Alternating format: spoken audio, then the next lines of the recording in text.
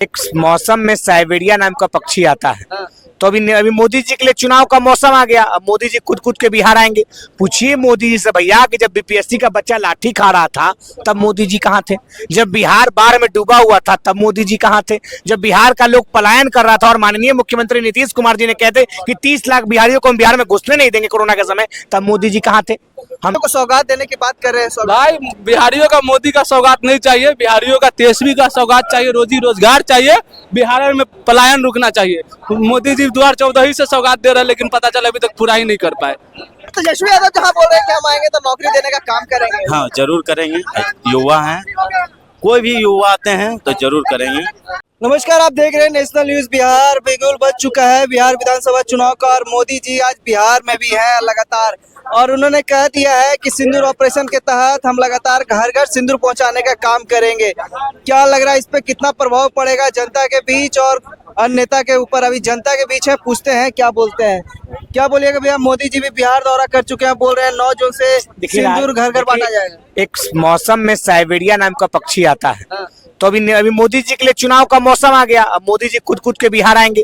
पूछिए मोदी जी से भैया कि जब बीपीएससी का बच्चा लाठी खा रहा था तब मोदी जी कहाँ थे?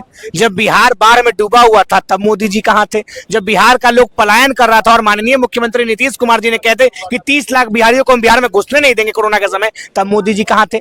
हम तो धन्यवाद देते हैं पूर्व प्रधानमंत्री इंदिरा गांधी जी का, जिनके अथक प्रयास से पटना में 1973 में एयरपोर्ट का स्थापना हो गया था। वो अलग बात है, कुछ लोग पेंट पोचारा करके पूरा एयरपोर्ट का क्रेडिट लेना चाहेंगे, क्योंकि चुनाव तो है भैया। तो चुनाव और परजीवी लोगों से सावधान रहने की आवश्यकता है, और बिहार का लोग मोदी जी से सावधान है। सावधान हो जानता क्या लग रहा है सौगात मिलेगा इस बार? सौगात राजतंत्र है क्या? राजतंत्र है क्या? हमारे पैसा से हमको तो सौगात क्या होगा भैया?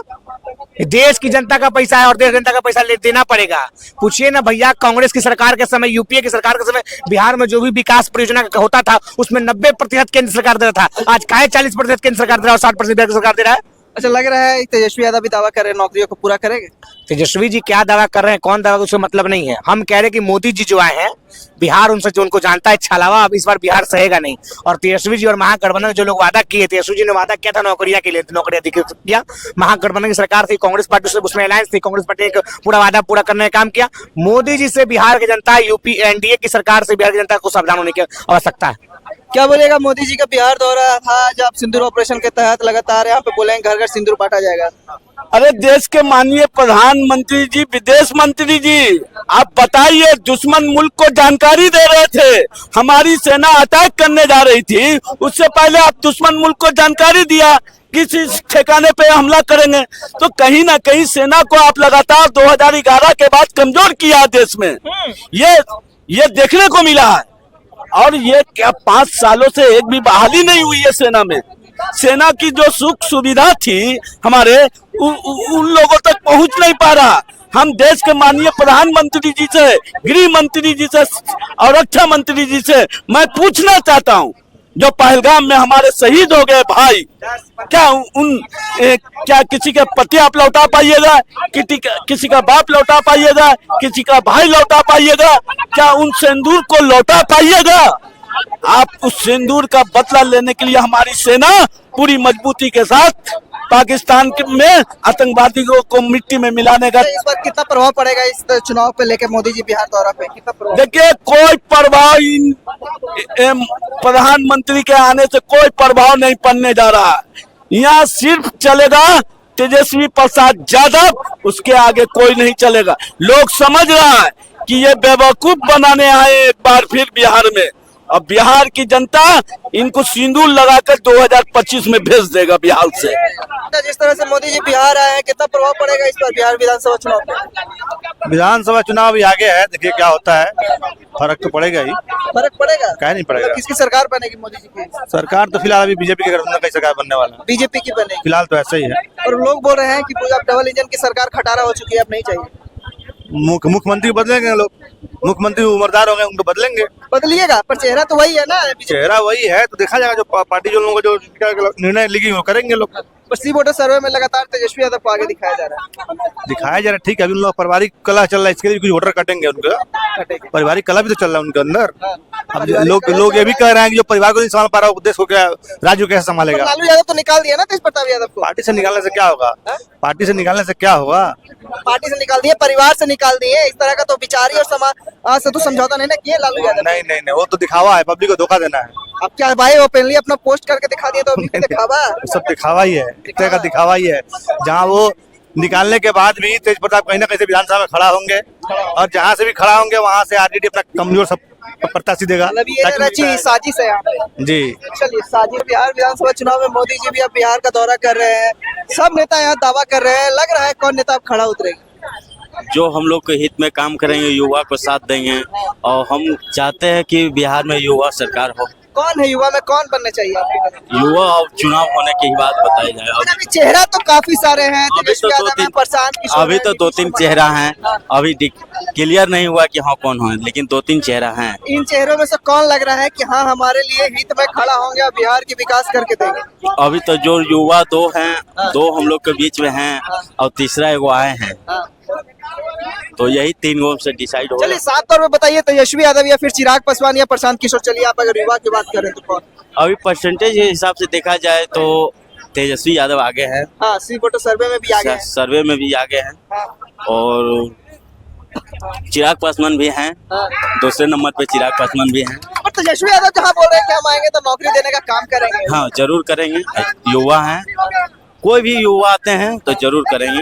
इस पर किसकी सरकार बननी चाहिए, क्योंकि मोदी जी भी बिहार दौरा शुरू कर चुके हैं? बीजेपी की सरकार बननी चाहिए, क्योंकि मोदी जी के राज में आप देख रहे हैं देश कहाँ तरक्की कर रहा है, चौथी बड़ी अर्थव्यवस्था हो गया है, तो मोदी जी की सरकार बननी मोदी जी की सरकार बनी। पर तेजस्वी यादव बोल रहे हैं डबल इंजन की सरकार खटारा हो चुकी है। नहीं, अब तो ट्रिपल इंजन भी बनेगी, खटारा नहीं है। मौका नहीं दी गया पूरी तरह से मौका देंगे बिहार के निवासी, तो बहुत बढ़िया साफ होगा। तौर पे कह रहे हैं बीजेपी की पूर्ण रूप से सरकार चाहिए, जदयू के साथ नहीं। बिल्कुल पूर्ण रूप से बीजेपी की सरकार से। ये नीतीश जेडीयू कुमार के चेहरे पे फिर क्यों लड़ रही है?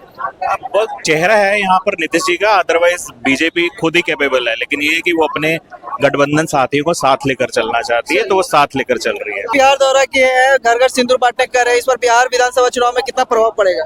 उससे कोई प्रभाव नहीं पड़ेगा। मोदी जी घर घर सिंदूर बांटेंगे। पहले मोदी जी को सिंदूर की कीमत पता है, और अगर मोदी जी को सिंदूर की कीमत पता होता तो भाई हम क्या बताएं यार। सम्मान्य प्रधानमंत्री, बाकी समझने वाला समझ गया। बिहारियों को सौगात देने की बात कर रहे हैं। भाई बिहारियों का मोदी का सौगात नहीं चाहिए, बिहारियों का तेजस्वी का सौगात चाहिए, रोजी रोजगार चाहिए, बिहार में पलायन रुकना चाहिए। मोदी जी 2014 से सौगात दे रहे हैं, लेकिन पता चला अभी तक पूरा ही नहीं कर पाए। इस बार किसकी सरकार चाहिए पूर्ण रूप से आपको? भाई सिंपल सी, जो हमारे रोजी रोजगार, जो हमारे बिहार के लिए काम करेगा, हम उनकी सरकार सोचेंगे। और तेजस्वी यादव बता दीजिए, 17 महीने का सरकार था तेजस्वी यादव के, हम ऑन कैमरा कर रहे हैं। वो बंदा 2020 में जितना भी वादा किया था, और जब उनको सरकार बनाने का मौका मिला और 17 महीना वो सरकार चलाया, तो बता दीजिए तेजस्वी यादव अपना एक भी वादा पे नहीं उतरा है। हम on camera Tejashwi Yadav RJD का विरोध कर देंगे। वो बंदा, आज बीजेपी को नेता को तेजस्वी यादव का नाम लेना पड़ा। आज भाई बीजेपी के राज में मनीष कश्यप के सामने नो डाउट हमारी कोई औकात नहीं है। और जब मनीष कश्यप पीएमसीएच में पिटा जा रहा है, बीजेपी के सरकार में बीजेपी के नेता पिटा जा रहा है, तो जब आम जनता जाएगा तो उस पीएमसीएच में क्या हाल होगा? लेकिन बता दीजिए, जब तेजस्वी यादव सरकार में था और स्वास्थ्य विभाग तेजस्वी यादव के अंदर में था, किसी डॉक्टर में हिम्मत था कि आम मरीज के साथ गलत कर दे? अब सुने कि तेजस्वी यादव के सरकार में कोई आम पब्लिक पीएमसीएच में पिटा गया है? तेजस्वी यादव के सरकार में डॉक्टर को गलत करने पर 700 डॉक्टर को एक साथ सस्पेंड कर दिया था। वो तेजस्वी यादव डिप्टी सीएम रहते हुए कई विभाग के मंत्री थे, ठीक है, फिर भी रात को हॉस्पिटल में जाते थे, डॉक्टर को इलाज करते थे, ताकि डॉक्टर आम जनता को सही से इलाज करे। आज मंगल पांडे की क्या भाई, कभी सुनो? मंगल पांडे गया है हॉस्पिटल में। बिहार को 2 डिप्टी सीएम क्यों चाहिए? ये वोट बैंक की राजनीति है ना। 2 डिप्टी सीएम आपका क्या कर रहा है, हमें बताओ। तो भैया ऐसे जुमलाबाजों से हमें नहीं चाहिए। मैं बता रहा हूँ, और मोदी जी हमारे बिहार के लिए काम कर देना, मैं मोदी जी का तारीफ कर दूंगा।